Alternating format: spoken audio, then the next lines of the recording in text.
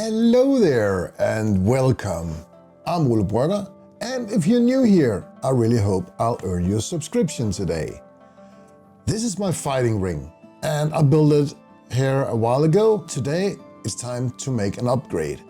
I need to build some holding cells and some barracks. The holding cells will be here in the back. In the front we will have the barracks. Why don't we get started?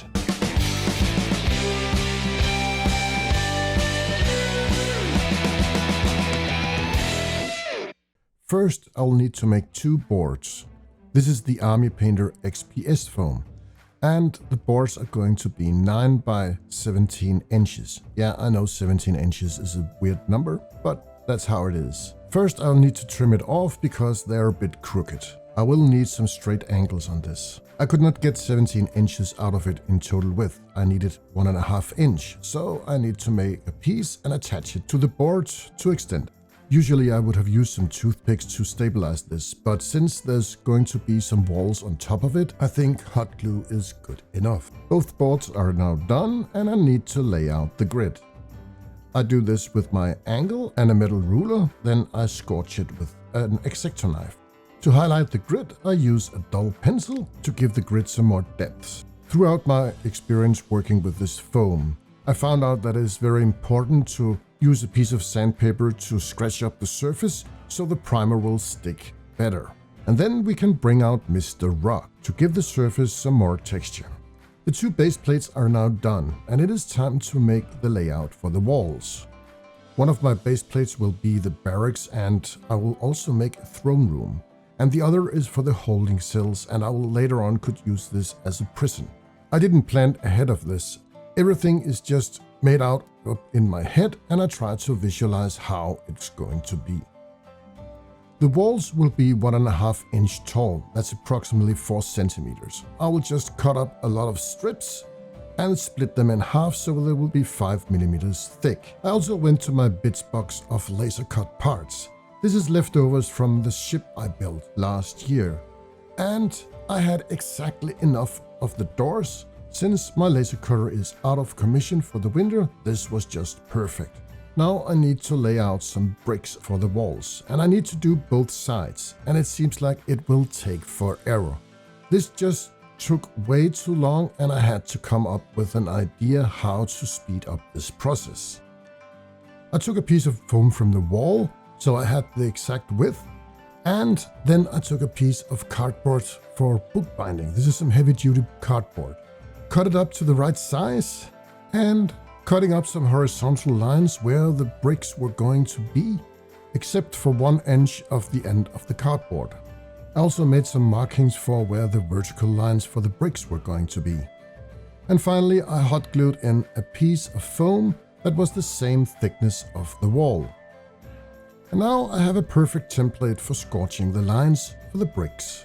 This template just sped up the process so fast that I could do all the walls in less than 2 hours. And that was including texturing all the walls as well. And now I could just hot glue in all the walls. They were a bit unstable, but when I will install the doors later, they will become a lot more stable. In this process, I made some last final changes. I needed a couple of more walls, and I apparently scorched some of them too deep, so it broke. But hot glue to the rescue, and this was an easy fix. And then I could just glue in the rest of the wall. This was pretty easy. It took a while, and I needed to do some trims here and there, but otherwise it just went well. Both base plates are now done and it's time to give it some Mod Podge. This is matte Mod Podge and black paint mixed together in a 50-50 ratio. I also add a couple of drops of water. A coat of this will give more strength to the foam. It will also help stabilize the fragile walls and give it some more durability during gameplay. While Mod Podge dries, I can attach the doors to the door frames. I use some crafting paper and some super glue to make some hinges. And then the door will be able to open. And they will get the same treatments as I do for most of my woodwork, dark wood speed paint. The iron bar doors will also get some rough iron and some rust effects.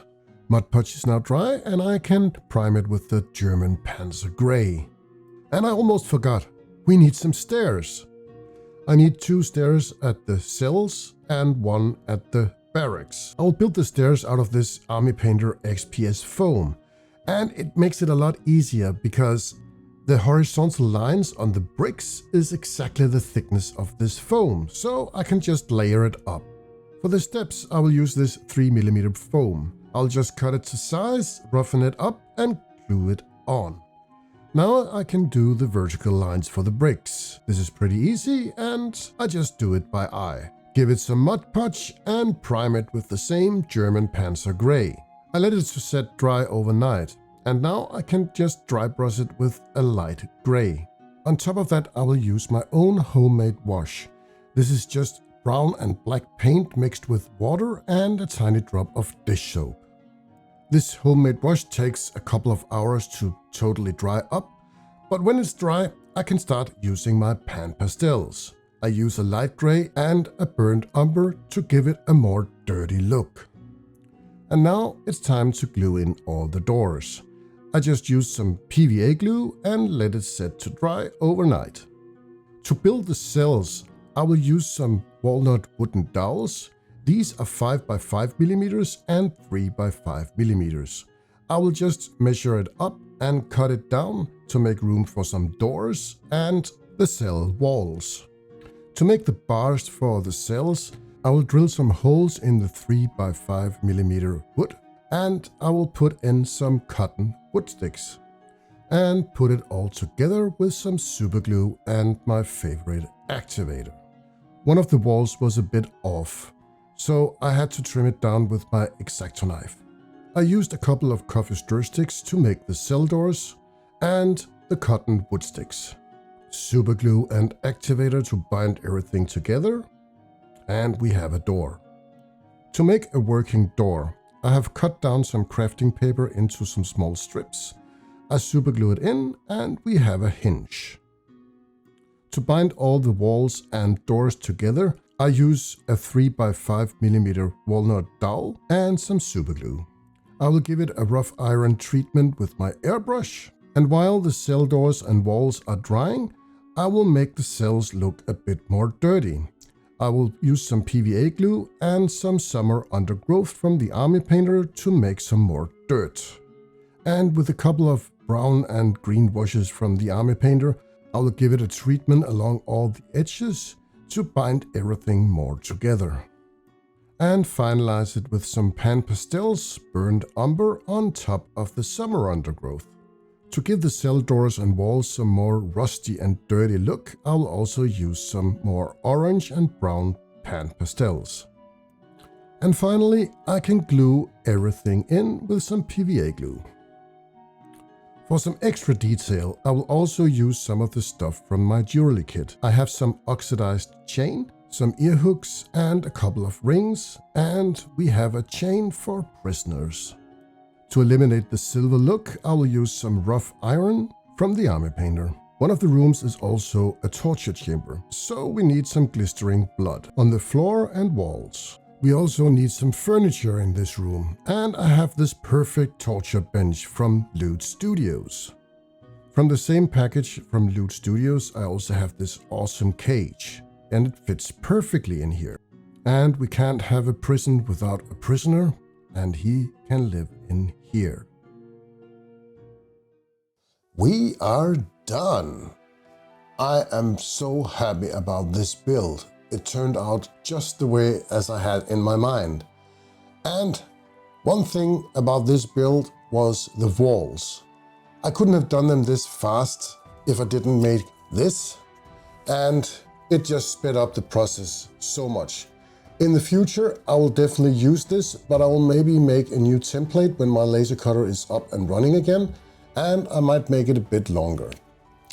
But I think it's time to have a tour, but before that, I just want to say thank you so much for watching this video to the end, and if you think I earned it, please hit the subscribe button. Thank you so much for watching, and let's have that tour.